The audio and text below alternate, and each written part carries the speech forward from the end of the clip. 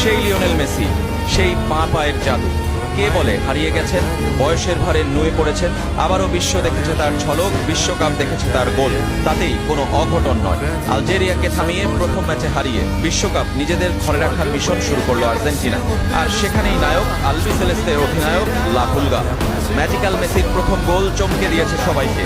22 গজ দূর থেকে নেয়া তার বাঁ পায়ের শট ঠেকানো সাধ্যকার হয়নি। লুকা জিদানের হাত ছোঁয়ালেও ফেরাতে পারেননি। গ্যালারিতে বসে বাবা জিনেদিন জিদানও তাই একদিকে দেখেছেন মহাতারকার আরও একবার জ্বলে ওঠা, আর নিজের ছেলে নিভে যাওয়া। বিশ্বকাপের 14 নম্বর গোলটি এলো 200 ম্যাচ পূর্তির দিন। 15 আর 16তম গোলটিও একই ম্যাচে। দ্বিতীয়ার্ধে অনেকটা ভঙ্গুর আলজেরিয়ান রক্ষণকে গুড়িয়ে দেয় আর্জেন্টিনা। ম্যাকঅ্যালিস্টারের শট লুকা জিদান ফেরালেও ধরে রাখতে ব্যর্থ। এমন সহজ সুযোগ কি আর মেসি মিস করেন? কয়েক ঘন্টা আগে সেনেগালের বিপক্ষে জোড়া গোলে কিলিয়ান এমবাপ্পে তাকে টপকে গিয়েছিলেন। মেসি তাকেও টপকে গেলেন, পূর্ণ করলেন হ্যাটট্রিক। শুধু এমবাপ্পেকেই পেছনে ফেললেন না, ফেললেন ব্রাজিলিয়ান রোনালদো এবং জার্মান মিরোস্লাভ ক্লোজাকে। দীর্ঘ এক যুগ বিশ্বকাপের সর্বাধিক গোলদাতার টিকে থাকার রেকর্ডে এখন ভাগিদার লিওনেল মেসিও। মেসি আর ক্লোজা দুজনেরই গোল 16টি।